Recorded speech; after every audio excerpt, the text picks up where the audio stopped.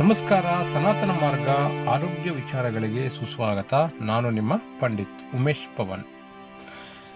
ಸೃಷ್ಟಿಯಲ್ಲಿ ಪ್ರಮುಖವಾಗಿ ಎರಡು ಶಕ್ತಿಗಳಿವೆ. ಒಂದು ಸೂರ್ಯನ ಬೆಂಕಿ, ಇನ್ನೊಂದು ಚಂದ್ರನ ತಂಪು ಅಥವಾ ನೀರು. ಇಡೀ ಸೃಷ್ಟಿಯು ಈ ಎರಡು ಶಕ್ತಿಗಳಿಂದ ಉಂಟಾಗಿದೆ.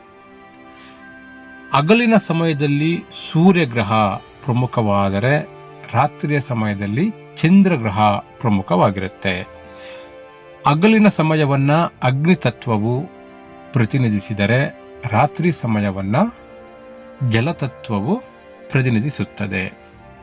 ಅದೇ ರೀತಿ ದಿನದ ಅವಧಿಯಲ್ಲಿ ಸೂರ್ಯನ ಒಂದು ಅಂಶ ಪ್ರತಿನಿಧಿಯಾದರೆ ರಾತ್ರಿ ಸಮಯದಲ್ಲಿ ಚಂದ್ರನ ಅಂಶ ಪ್ರತಿನಿಧಿಯಾಗಿರುತ್ತದೆ. ಈ ಎರಡೂ ಶಕ್ತಿಗಳನ್ನು ನಾವು ಇನ್ ಮತ್ತು ಯಾಂಗ್ ಅಂತ ಕರಿತೀವಿ. ಸೂರ್ಯನ ಶಕ್ತಿಯನ್ನ ಯಾಂಗ್ ಅಂತ ಕರಿತೀವಿ, ಚಂದ್ರನ ಶಕ್ತಿಯನ್ನ ಇನ್ ಅಂತ ಕರಿತೀವಿ. ಇದನ್ನು ಆಯುರ್ವೇದದಲ್ಲಿ ಪಿತ್ತ ಮತ್ತು ಕಫ ಅಂತ ಹೇಳ್ತಾರೆ. ಸಾಮಾನ್ಯ ಭಾಷೆಯಲ್ಲಿ ಇದನ್ನ ಹೀಟ್ ಮತ್ತು ಕೋಲ್ಡ್ ಅಂತ ಕರಿತೀವಿ, ಉಷ್ಣ ಮತ್ತು ಶೀತ ಅಂತ ಕರಿತೀವಿ. ಈ ಎರಡೂ ಶಕ್ತಿಗಳು ನಮ್ಮ ಜೀವನದಲ್ಲಿ ಆರೋಗ್ಯದ ವಿಚಾರಗಳಿಗೆ ಬಹಳಷ್ಟು ಪ್ರಾಮುಖ್ಯತೆಯನ್ನು ಪಡ್ಕೊಂಡಿವೆ. ಸೊ ಈ ಚಿತ್ರದಲ್ಲಿ ನೀವು ನೋಡ್ಬೋದು, ಯಾಂಗ್ ಅಂತಂದ್ರೆ ಶಕ್ತಿ, ಎನರ್ಜಿ ಅಂತ ಹೇಳ್ತೀವಿ. ಅದೇ ರೀತಿ ಇನ್ ಅಂತಂದ್ರೆ ಮ್ಯಾಟರ್ ಅಥವಾ ವಸ್ತು ಅಂತ ಹೇಳ್ತೀವಿ.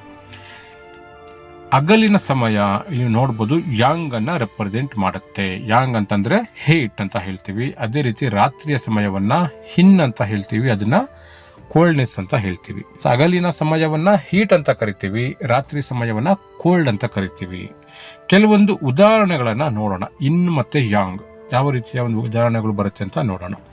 ಇಲ್ಲಿ ನೀವು ನೋಡ್ಬೋದು, ತುಂಬಾ ತೂಕವಾಗಿರುವಂತಹ ವಸ್ತುವನ್ನ ನಾವು ಇನ್ ಎನರ್ಜಿ ಅಂತ ಕರಿತೀವಿ, ಕೋಲ್ಡ್ನೆಸ್ ಅಂತ ಕರಿತೀವಿ. ಅದೇ ರೀತಿ ಲೈಟ್ ವೆಯ್ಟ್ ಇರುವಂಥದ್ದನ್ನ ಯಾಂಗ್ ಎನರ್ಜಿ ಅಂತ ಕರಿತೀವಿ, ಹೀಟ್ ಅಂತ ಕರಿತೀವಿ.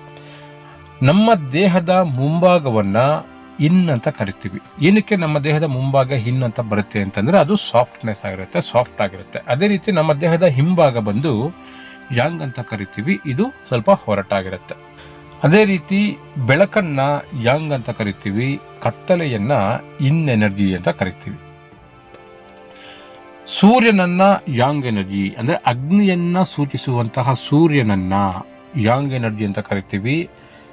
ಸೊ ಜಲತತ್ವವನ್ನು ರೆಪ್ರೆಸೆಂಟ್ ಮಾಡುವಂಥ ಚಂದ್ರನನ್ನ ಇನ್ ಎನರ್ಜಿ ಅಂತ ಕರಿತೀವಿ. ಇನ್ ಮತ್ತೆ ಯಾಂಗ್. ಅಗ್ನಿ ಬಂದು ಯಾಂಗ್ ಆಗುತ್ತೆ, ಜಲ ಬಂದು ಇನ್ ಆಗುತ್ತೆ. ಅದೇ ರೀತಿ ಗಂಡು ಮತ್ತೆ ಹೆಣ್ಣು.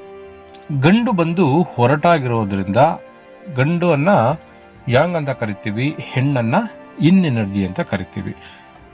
ಪುರುಷನಾದವನು ಕೆಲಸ ಮಾಡಿ ದುಡಿದು ಮನೆಗೆ ವಸ್ತುಗಳನ್ನು ತಂದರೆ ಆ ವಸ್ತುಗಳಿಂದ ಅಡುಗೆ ಮಾಡಿ ಮನೆಯನ್ನು ಪೋಷಣೆ ಮಾಡುವಂಥದ್ದು ಹೆಣ್ಣು. ಸೊ ಈ ಯಾಂಗ್ ಮತ್ತು ಇನ್ ಎನ್ನುವಂಥದ್ದು ಪ್ರಕೃತಿ ಶಕ್ತಿಗಳು ಯಾವ ರೀತಿ ಇದೆಯೋ ಅದರ ಪ್ರಕಾರನೇ ಗಂಡು ಹೆಣ್ಣಿನ ಸೃಷ್ಟಿಯಾಗಿದೆ. ಗಂಡು ಹೊರಟು, ಹೆಣ್ಣು ಮೃದು.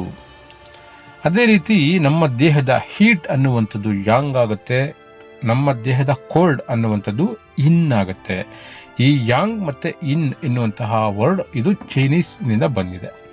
ಅದೇ ರೀತಿ ಡೌನ್ ಅಂದರೆ ತೂಕವುಳ್ಳದ್ದು ಇನ್ ಆಗುತ್ತೆ, ಲೈಟ್ ವೆಯ್ಟ್ ಇರುವಂಥದ್ದು ಯಾಂಗ್ ಆಗುತ್ತೆ.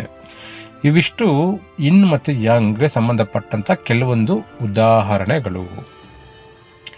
ಈ ಎರಡು ಶಕ್ತಿಗಳು ಏನಕ್ಕೆ ತುಂಬ ಇಂಪಾರ್ಟೆಂಟು ಅಂತಂದರೆ ನಮ್ಮ ದೇಹದಲ್ಲಿ ಯಾವುದೇ ಈ ಎರಡು ಶಕ್ತಿಗಳ ವ್ಯತ್ಯಾಸವಾದಾಗ ಅನಾರೋಗ್ಯ ಅನ್ನುವಂಥದ್ದು ಉಂಟಾಗುತ್ತೆ.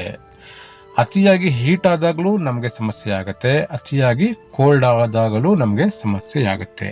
ಈ ಎರಡೂ ಶಕ್ತಿಗಳನ್ನು ಸಮತೋಲನಪಡಿಸಿಕೊಳ್ಳುವ ಒಂದು ಕಲೆಯೇ ಉತ್ತಮ ಆರೋಗ್ಯಕ್ಕೆ ದಾರಿಯಾಗುತ್ತದೆ.